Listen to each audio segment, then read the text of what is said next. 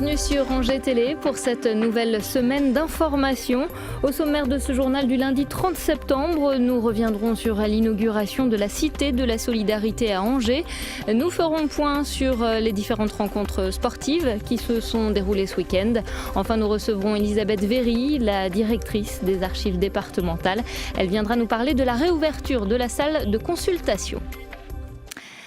La Cité de la Solidarité a été inaugurée ce samedi à Angers. Cet équipement qui a coûté plus de 12 millions d'euros est situé au sein des anciennes friches industrielles des abattoirs d'Angers, boulevard du Doyenné.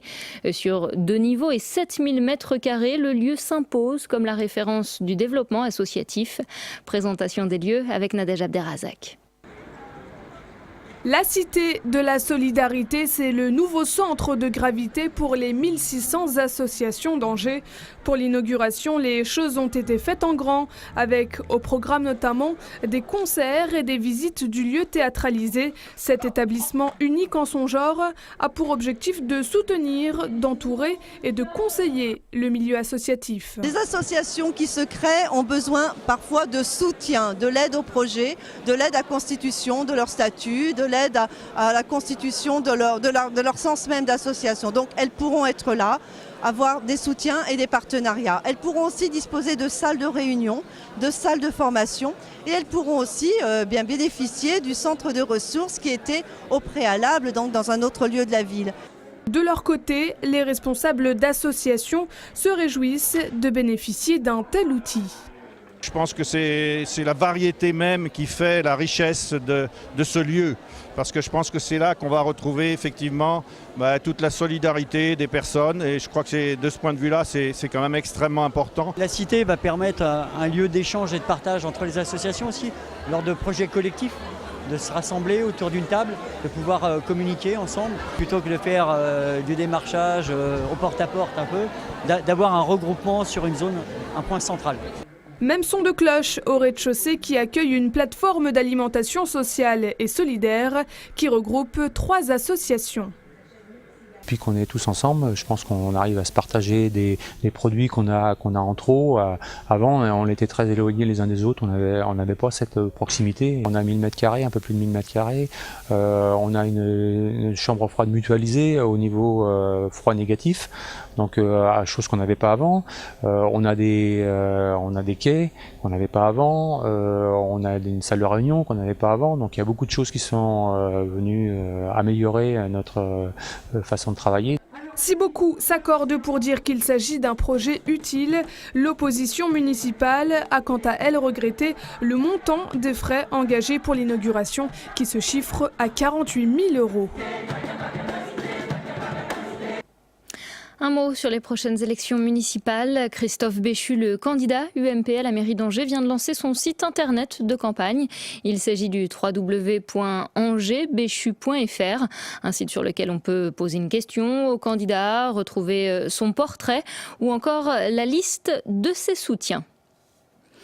Elle ne partira pas en campagne. Jannick Baudin, l'actuelle maire de Villevêque, a décidé de ne pas se représenter pour un 3e mandat. L'élu souhaite aujourd'hui se tourner vers d'autres horizons. En bref, Christian Gillet, le premier vice-président du Conseil général du Maine-et-Loire, vient d'être nommé à la tête du service départemental d'incendie et de secours. Il succède à Jean-Paul Boineau, qui a démissionné suite à un conflit avec la CGT. Les sapeurs-pompiers qui étaient en grève illimitée ont mis fin à leur mouvement en espérant que de nouvelles négociations pourront s'ouvrir avec ce nouvel interlocuteur. On fait le point à présent sur les résultats de ce week-end sportif. En football, vendredi soir, le SCO a fait match nul, 1 partout face au FC Tours au stade Jean-Bouin. Côté angevin, c'est Romain Thomas qui signe l'égalisation.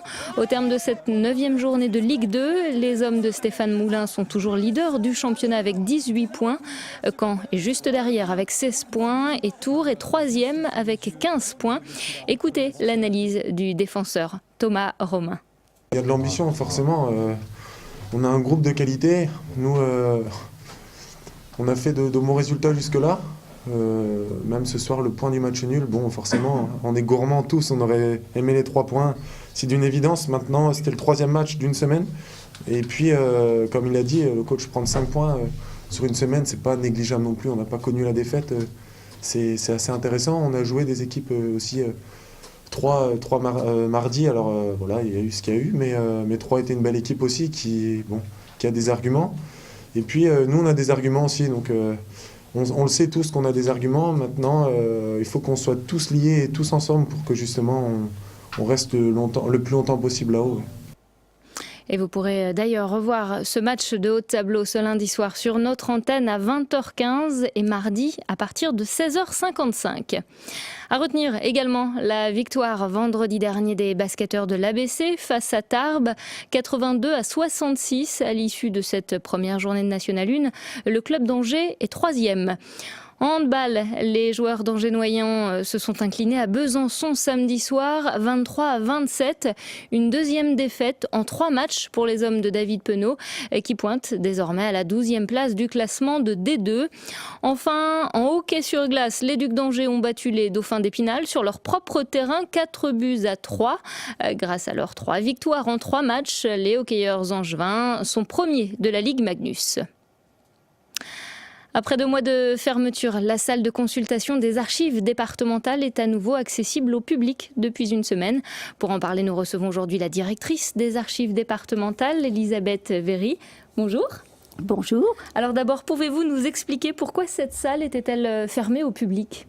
Eh bien, pour travaux, parce que le Conseil général a pour projet de rassembler sur le site de la rue de Frémur l'ensemble des services du patrimoine et de la culture. Donc, nous avions à modifier un petit peu notre organisation et nos circuits intérieurs. Et donc, nous avons des travaux qui vont s'achever. Mais d'ores et déjà, nous avons pu réouvrir au public et c'est une grande satisfaction. Donc, on avait envie de le faire savoir et de revoir notre public qui est revenu d'ailleurs depuis la semaine dernière. C'est très agréable de voir qu'on a des fidélités. Alors justement, qui vient au sein de ces archives, qui consulte ? Oh, des gens vraiment différents. Je dirais monsieur tout le monde, parce que chacun fait sa généalogie, l'histoire de sa maison, l'histoire de son village, d'un quartier d'Angers. Enfin, il y a toujours une curiosité qui amène les personnes. Et puis, évidemment, ceux dont c'est le métier, les historiens, les étudiants, les professeurs. C'est les 2 grandes catégories de personnes. Et puis, au milieu de tout ça, on a aussi beaucoup de groupes, des groupes de retraités qui travaillent dans le cadre de l'UATL, l'Union Angevine du Temps Libre. En ce moment, on a 2 groupes, un qui s'occupe d'histoire militaire et l'autre qui travaille sur la Seconde Guerre mondiale. Mais ça peut varier, il y en aura d'autres. Il y en a eu d'autres. Et puis, il y a énormément de groupes scolaires qui viennent dans le cadre de notre service éducatif avec leurs professeurs pour travailler sur documents et puis pour faire de l'histoire un peu plus vivante qu'un cours magistral, même si maintenant on sait très bien illustrer les cours avec des reproductions. Mais enfin, c'est quand même mieux d'avoir des documents originaux, la vraie histoire entre les mains. Quels sont justement les documents que vous possédez ? Est-ce qu'il y a des grandes thématiques ? Qu'est-ce qu'on peut trouver aux archives départementales ? Alors, les archives départementales, c'est vraiment le coffre-fort mémoriel du département. Donc, le plus ancien document date de l'année 840. Donc, vous voyez, vraiment, il a largement passé un millénaire. Et le plus récent, il est fait aujourd'hui. C'est le journal, il arrive tous les matins. Voilà. Donc, l'archivage de la mémoire, ça ne s'arrête jamais. Bon, comme vous le dites, il y a quand même de grandes thématiques.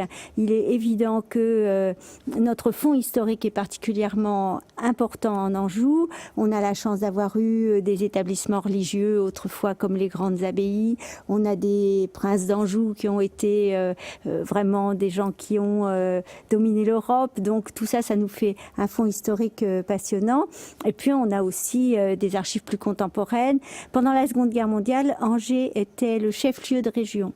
Donc ça nous vaut aussi des documents. On expose par exemple des documents en ce moment à Nantes, au Château des Ducs, dans le cadre de leur exposition sur les guerres. Des documents qui concernent la Loire-Atlantique, mais que nous conservons dans notre fonds du Maine-et-Loire. Est-ce qu'il y a des documents justement historiques qu'on ne peut pas consulter, qu'on n'a pas le droit de consulter ? Ça arrive. Alors, il peut y avoir 2 causes. La première, c'est que le document n'est vraiment pas en bon état. Ça arrive pour une très très petite partie. Alors dans ce cas-là, on a un atelier de restauration, on essaye de le restaurer, de le remettre en état, ou bien si on ne peut pas, on le numérise et on peut quand même le voir par substitution.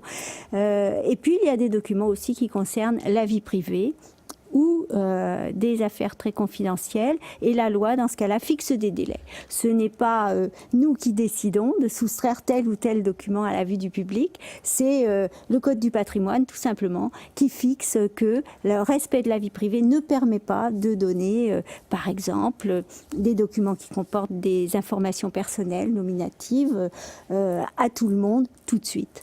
Vous avez récemment donc acheté un ouvrage, un dernier ouvrage. Vous voulez nous en parler, puisque régulièrement vous achetez de nouveaux ouvrages pour enrichir oui, alors ce le fonds s'enrichit. Il s'enrichit d'abord parce que des gens nous donnent, tout simplement, dans un rapport de conservation de la mémoire. Et puis il s'enrichit aussi parce qu'on reçoit des administrations, c'est notre vocation, beaucoup de documents, à peu près 800 mètres par an. Vous voyez, notre fonds au total c'est 40 km. D'accord. Et donc ça s'accroît à peu près de 700-800 mètres par an.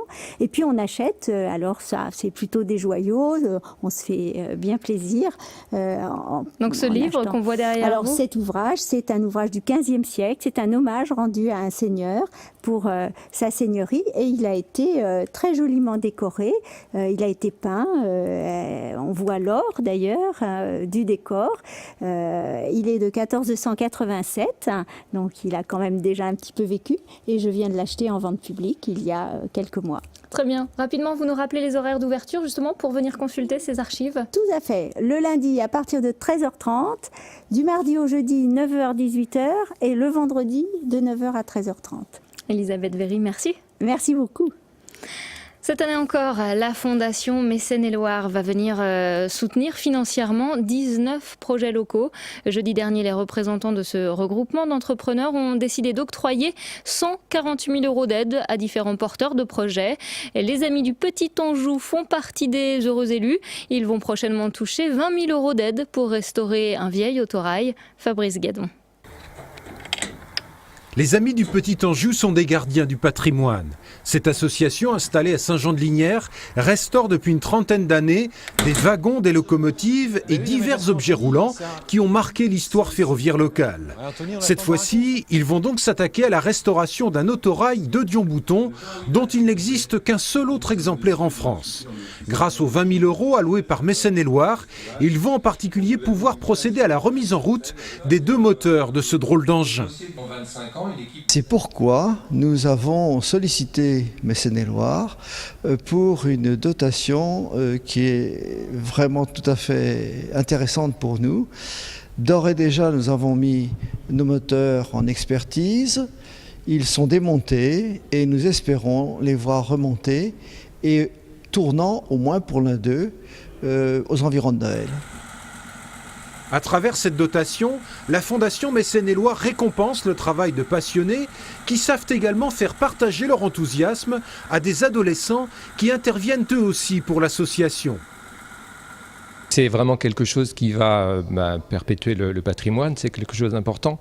Mais je voudrais dire que ce n'est pas qu'une histoire de nostalgie, qu'il suffit d'aller là-bas, et j'incite tout le monde à y aller. Il y a plein de jeunes, qui découvrent, qui se passionnent, qui apprennent le rivetage, qui apprennent tout ce qui est serrurerie, qui apprennent la forge, travailler à chaud les métaux. C'est vraiment intéressant qu'ils découvrent, de voir leurs yeux émerveillés, de découvrir des savoir-faire qu'ils ne connaissaient pas, qu'ils ne sont pas habitués à croiser dans leur parcours. Pour apprécier la restauration de cet autorail de Dion-Bouton, il vous faudra cependant un peu de patience puisque les travaux devraient s'étaler jusqu'en 2016 ou 2017. Voilà, c'est la fin de ce journal. Merci de l'avoir suivi. N'oubliez pas, vous pouvez revoir ce JT tous les jours de la semaine à 6h, 7h, 9h, midi, 13h, 20h ou 22h. Quant à nous, on se retrouve mardi soir pour faire un nouveau point sur l'actualité près de chez nous.